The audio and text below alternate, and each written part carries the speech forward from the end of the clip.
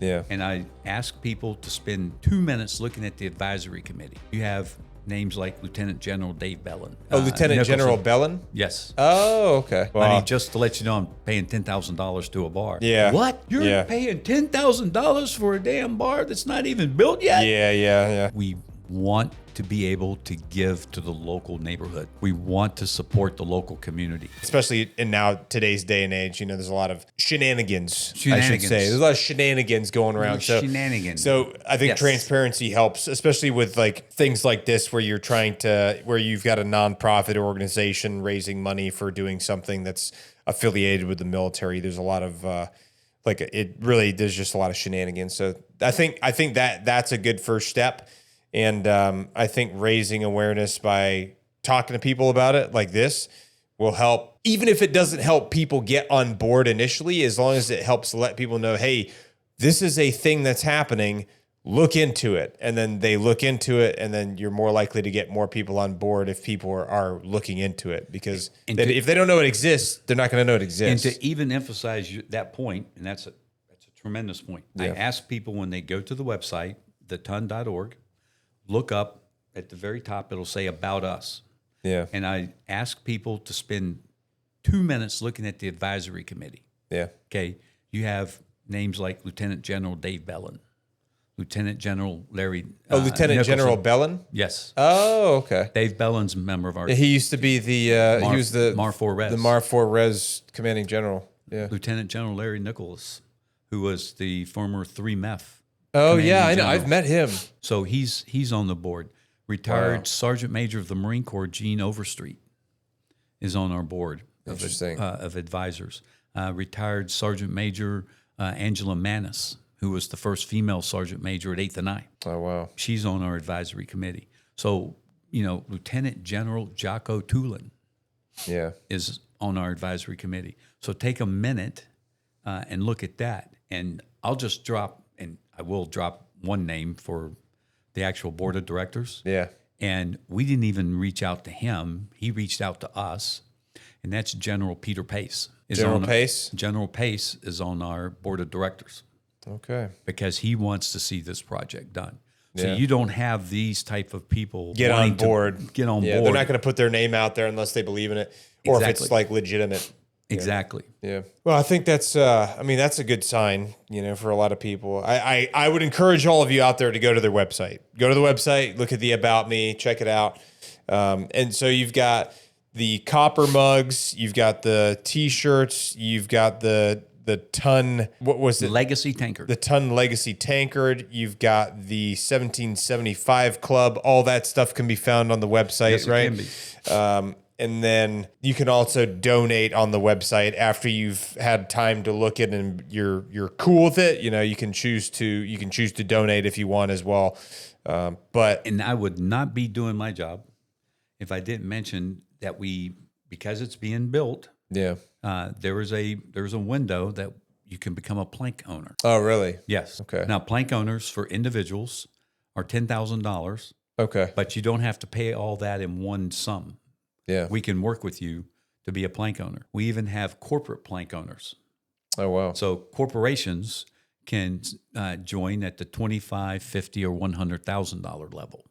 What do the different thresholds do for them? The $10,000, the individual, you and me as a plank owner. Yeah. Once you make, and I paid mine off in an installment, over a year, which made it a whole lot more plausible. Sure. Especially with the wife. Yeah. Well, I mean, just to let you know, I'm paying $10,000 to a bar. Yeah. What? You're paying $10,000 for a damn bar that's not even built yet? Yeah. I went around for a year. Yeah. Obviously, your name's going to go on the brass plaque as a plank owner. Oh, okay. Second thing is anytime a plank owner makes a reservation at the place, you get white tablecloth service. You get priority in seating. As we've discussed, everybody and their brother, when this place goes up, is going to want to come. Yeah. But plank owners get bumped to the front of the line. Wow. We're going to have tables, sections. Here's the Marine plank owner table. Here's the Freemason plank owner table. Here's the United States Navy plank owner table. Because the organizations, we're getting donations.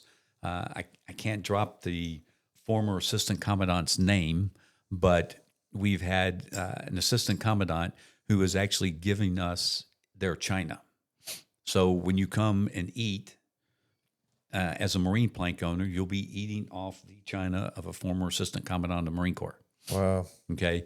The Freemasons even have cooler. I hate to say it, but their stuff's even older and cooler off their china that they're going to have. So the first bottle of wine is free. Okay. Plank owners will get handwritten or printed invitations to every special event. So when we have the grand opening, we know that's going to be a list of who's who in the zoo. So plank owners are going to get first priority on getting invitations to the grand opening. Okay. And the same thing for the corporations. That's where we're going to make our money. Yeah. The corporate donors is going to be the big one. You said there's different thresholds for that too. And what are those? What's the differences between those? It's essentially, Exxon Corporation drops $25,000. Not everyone from Exxon is going to get a free bottle of wine when they walk in. Yeah. They won the name, obviously $100,000 plank owner. His name is going to be bigger on it. But you will still get the corporation's name will be on the legacy tankard that we discussed earlier. That tankard will be there. Your name's going to be on the brass plaque. And even higher, if you want to be one of those keystone donors, because we still have some naming rights there. The second floor that we talked about, the big conference room is already taken. The Freemasons have already donated money for that room, and they have the naming rights. And we actually have a descendant from John Adams who purchased the naming rights for the smaller conference room. Okay. And so we still have some naming rights that are available there inside the whole complex. Yeah. That at those keystone levels that we would love to talk to a couple of sponsors. Yeah. To develop that. And obviously they're going to get recognized from now to eternity. You said the big conference room was already purchased. And the small conference room was purchased. And the small conference room. The naming rights. Yes. Have been purchased. So those are gone, but they're still, the third floor has naming rights, the kitchen, the outdoor dining areas, the restaurant itself has, and then we're going to have a small private where you can hold it's 15 or 16 seats, a smaller dining room inside in Peg Mullen's Beefsteak Club. Okay. There's naming rights for that. So we still have naming rights available. Yeah. You said Peg Mullen. Peg Mullen's Beefsteak Club. How do you spell the Peg part? P-E-G. Peg. Okay, Peg Mullen. Peg Mullen's. Makes sense. Yep. So we still have that. Yeah. So we're definitely looking for corporate sponsors.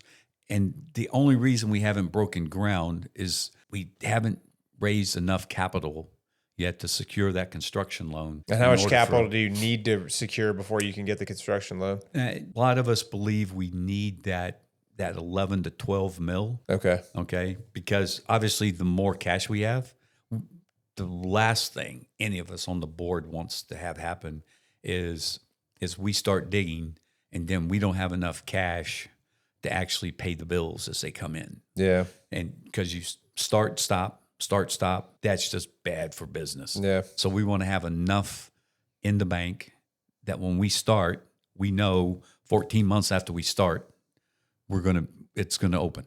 Yeah. We know 14 months later. That's what it's going to take. Yeah, it's going to be quite an undertaking. I think that's probably the hardest part of this whole process really is just raising the money. Because once you've got the money together, then you can start moving forward with it. It's a little bit easier. And we're hoping that this weekend, where last year we had, like I was telling you, a little over 3,000 Marines that were there. For the block party this coming year on November 10th, we already have now this is just those that have taken time to go to the ton.org, go to November 10 events, scroll down and log in and sign up and say, hey, I'm going to be at the block party. We have over 2,300 people that have signed up that said they're going to be at the block party. Wow. 2,300. Locals don't sign up. Locals just show up. Oh, really? Oh, I just learned this one today. We actually have people from Australia that are flying in for the weekend because Sunday evening we're doing a dinner cruise birthday ball on the Spirit of Philadelphia. They are coming in to participate in the birthday ball on the Spirit of Philadelphia. What's the Australia? What's the Spirit of Philadelphia? It's a dinner cruise ship. Oh, it just goes down up and down the bay. It's a 3-hour. It's a 3-hour on the Delaware River. Oh wow! Up and back. Yeah, 3 hours. That's cool. They have. I want to stress to your listeners. Yeah, got to stress this, and for those who've been in the service, this is one of those foot stompers. Yeah. Once this is up and operational, it's in our bylaws. The foundation and no one on the board is going to take one dime. All the profits that we make for the year are going to be given back to charity.